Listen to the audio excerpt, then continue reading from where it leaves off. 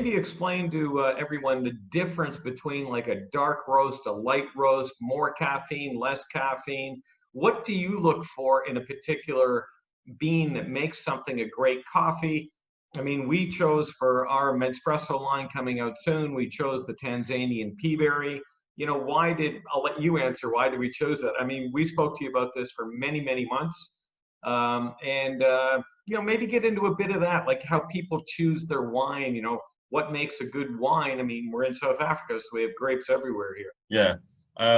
So it's interesting with coffee. My opinion on it is that you traditionally would get coffees that are more expensive, that are considered better.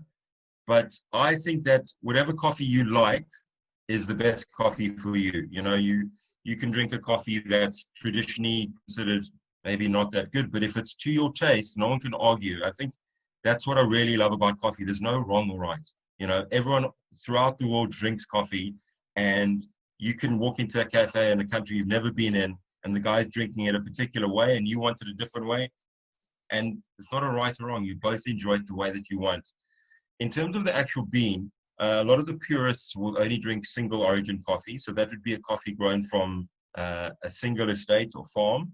And normally that sort of coffee, you've got quite a wide flavor profile. In terms of there's a lot of things happening. Like you probably pick up, say, on the Tanzanian peaberry, there's some caramel notes, there's a little bit of hint of citrus. There's a bit of toffee coming through where as you drink it, it's very complex. And a common misconception is people think that when they drink a dark coffee, they call a strong coffee, that they're getting more caffeine.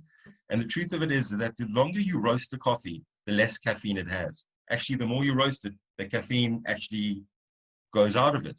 So if you drink a coffee that's lightly roasted, that's more, the beans would have more of like say a caramel light brown color versus the dark roast, which is a dark brown, sort of dark chocolate color. On the lighter roast one, you're actually getting more flavor and you're actually getting more caffeine. And if you can imagine sort of your flavor profile being quite wide when it's roasted lightly, as you roast it more, the flavor profile gets narrower and narrower. So if you were to take that Tanzanian peaberry and roast it darkly, which would be an absolute crime, but if you did it, as you roasted it, you'd see like, okay, the citrus note's gone.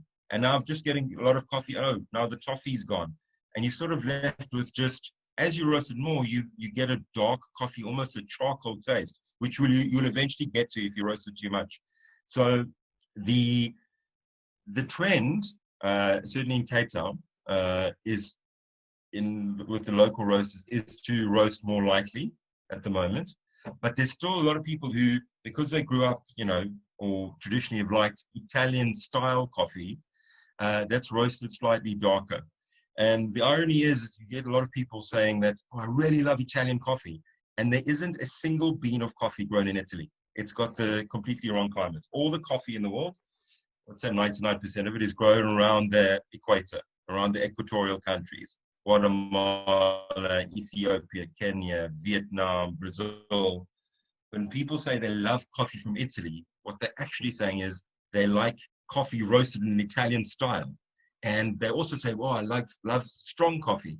But because Italian coffee is roasted dark, they're actually drinking a weaker coffee in terms of caffeine than they would if, for example, they had like the M2Bio peaberry, which would be more flavorful, more fruity, have more interesting flavors, but it's a lighter roast. Amazing.